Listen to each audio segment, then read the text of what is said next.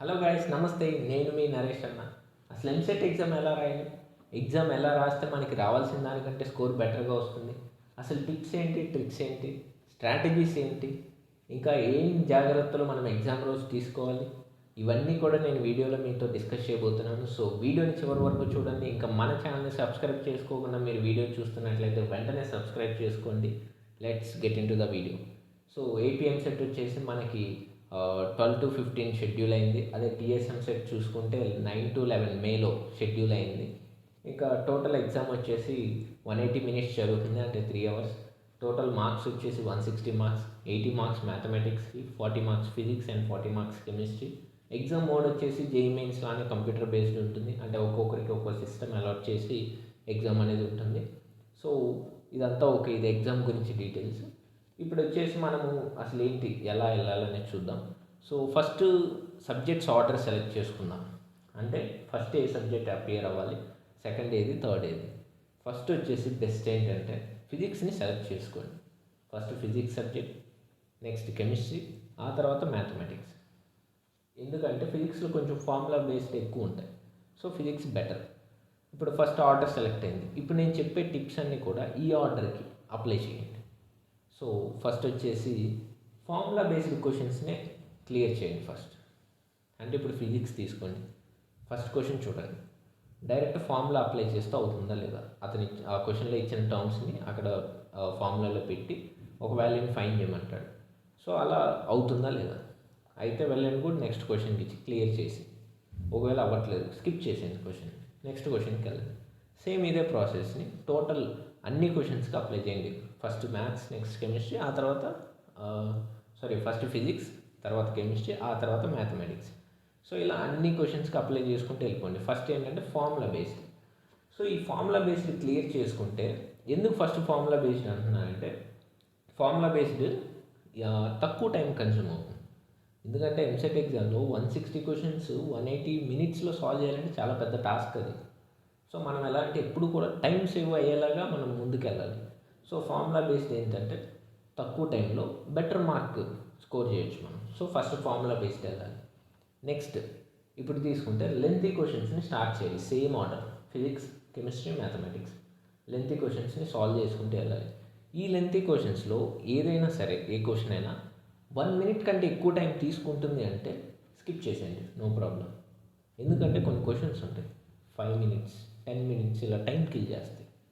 So అలాంటి క్వశ్చన్స్ని avoid చేయాలంటే స్ట్రాటజీ 1 మినిట్ కంటే ఏదైనా క్వశ్చన్ ఎక్కువ టైం తీసుకుంది అంటే స్కిప్ చేసేయండి.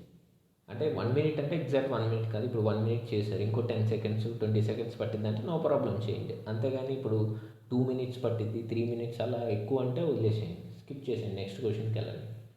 సో ఇది ఒక స్ట్రాటజీ.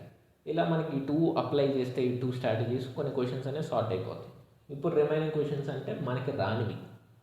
సో ఈ ఎంసెట్ ఎగ్జామ్ వచ్చేసి దీంట్లో ఉన్న అడ్వాంటేజ్ ఏంటంటే నో నెగిటివ్ మార్కింగ్.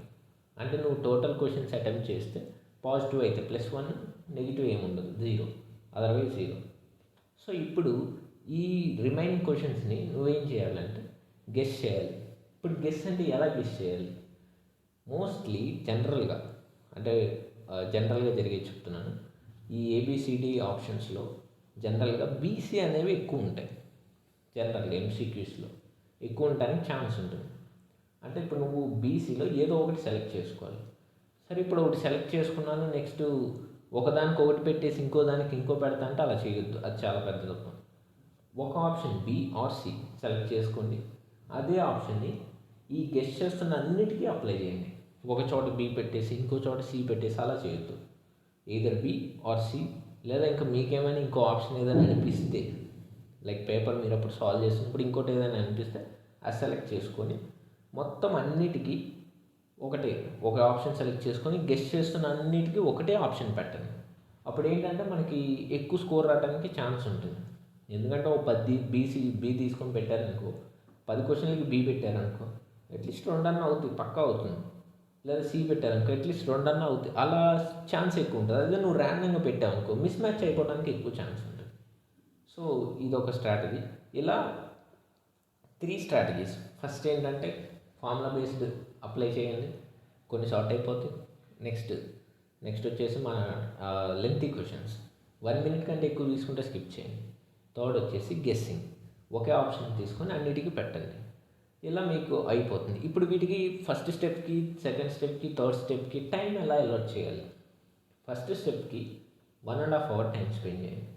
అంటే ఫిజిక్స్కి, నెక్స్ట్ కెమిస్ట్రీ, మ్యాథమెటిక్స్ 3కి కలిపి 1.5 అవర్. అంటే 45 మినిట్స్ మ్యాథమెటిక్స్కి, నెక్స్ట్ 45 మినిట్స్ ఫిజిక్స్ అండ్ కెమిస్ట్రీకి కంబైన్డ్గా, అలా 1.5 hour. Next second step lengthy questions solve చేసేది. ఇప్పుడు ఈ లెంతీ క్వశ్చన్స్ సాల్వ్ చేసేటప్పుడు ఒక 1 అవర్ అనేది స్పెండ్ చేయండి. 1 అవర్ ఆర్ 1 అవర్ 15 మినిట్స్ వరకు స్పెండ్ చేయొచ్చు ఈ లెంతీ క్వశ్చన్స్ సాల్వ్ చేసేటప్పుడు. అప్పుడు మనకి 1.5 అవర్ అయిపోయింది, ఇంకా 1 అవర్ 15 మినిట్స్ అయిపోయింది, ఇంకా 15 మినిట్స్ మన చేతిలో ఉంది. ఈ 15 మినిట్స్ని మీరు లాస్ట్ గెస్సింగ్కి యూజ్ చేయండి.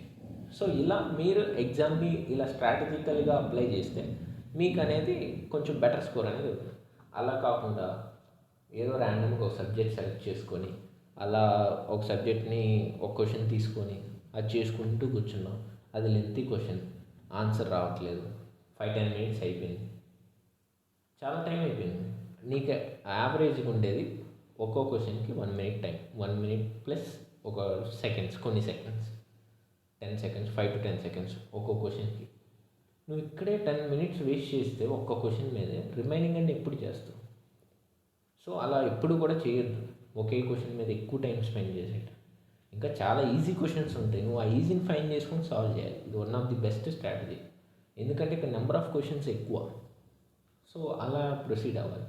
ఎప్పుడు కూడా అలా ఒకే క్వశ్చన్ మీద ఎక్కువ టైం స్పెండ్ చేయొద్దు. ఇలా స్ట్రాటజికల్గా వెళ్తే మనకు బెటర్ స్కోర్ రావడానికి ఛాన్స్ ఉంటుంది.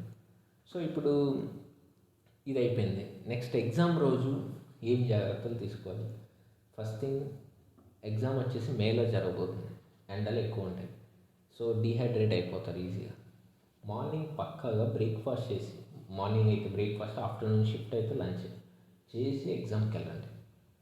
నెక్స్ట్ వాటర్ బాటిల్ ఒకటి క్యారీ చేయండి, ఎందుకంటే డీహైడ్రేట్ అవుతారు ఈజీగా. ఎందుకంటే ఇది సమ్మర్ సీజన్, సో డీహైడ్రేట్ అవుతారు, సెంటర్ ఎక్కడో ఉంటుంది, వెళ్ళాల్సి వస్తుంది.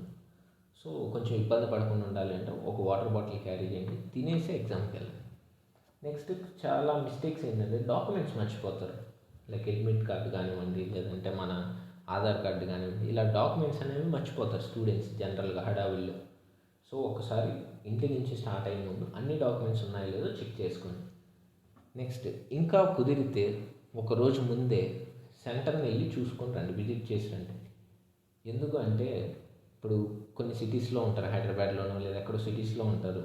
సిటీస్లో ఉన్నప్పుడు ట్రాఫిక్ ఉంటుంది, మీరు ఒక టైం అనుకొని స్టార్ట్ అయిపోతారు. ఇప్పుడు 1 అవర్లో రీచ్ అవుతామని ఒక ఎస్టిమేషన్ వేసుకొని స్టార్ట్ అయిపోతారు.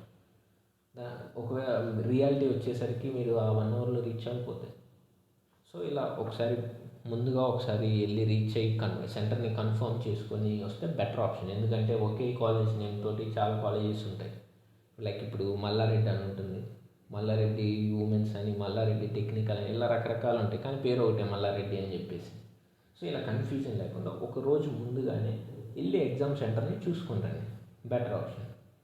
నెక్స్ట్ ఇంకా ఏంటంటే పెన్స్. జనరల్గా ఏమవుతుందంటే ఒక పెన్ తీసుకుపోతారు, కొత్తది కొనేసి, కొత్తది కదని చెప్పేసి, కానీ కొన్ని ఫాల్ట్ పెన్స్ ఉంటాయి. జరగవచ్చు ఇలా కూడా సిచ్యువేషన్.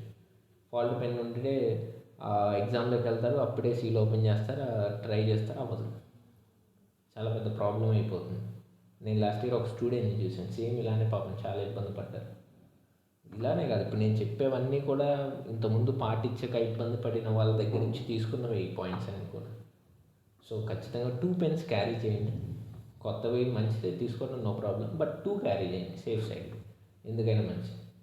సో ఇలా ఆ రోజు అన్ని జాగ్రత్తలు పాటించి ఎగ్జామ్ని బాగా రాయండి. All the best guys. మేము ఎప్పుడు కూడా మీకు సపోర్ట్గానే ఉంటాము. నెక్స్ట్ మీ కాలేజ్ అడ్మిషన్ జర్నీకి మేము ఎప్పుడు కూడా హెల్ప్ చేస్తూనే ఉంటాము. Thanks for watching this video. Stay tuned.